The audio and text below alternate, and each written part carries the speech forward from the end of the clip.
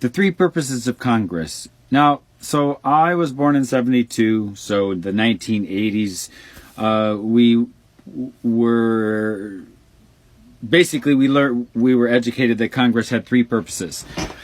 Congress, one, manages domestic affairs. They keep the wheelhouse running. And when things become a need, we raise awareness, and they're supposed to take care of that. For instance, minimum wage, the housing crisis, homeless crisis, the drug crisis, they're failing. That is their number one purpose. And when we bring attention, they're supposed to solve it. So they're failing. Number two, spread interests abroad. So they take money from taxpayers and spread interests abroad. For who? What does interest abroad mean? From a financial perspective, the expand interests, expand business. So if you're somebody who has international business, you can put markets there and make more money. So taxpayer money goes to open markets for businesses of people who are already really rich. Because if you're opening an international business, you're already beyond just your local markets.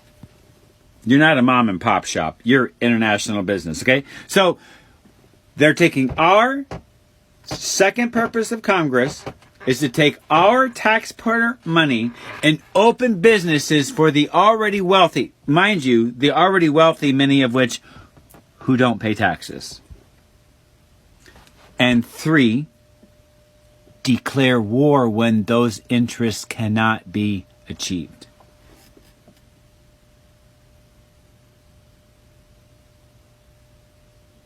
Destability is built into that so that they can create a need for America. Congress has three purposes three purposes. They are likened to kings and queens, lords and ladies of kingdoms.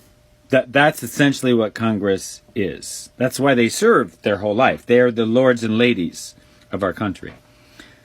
And they move things around. I'm not going to get into what they're doing right now.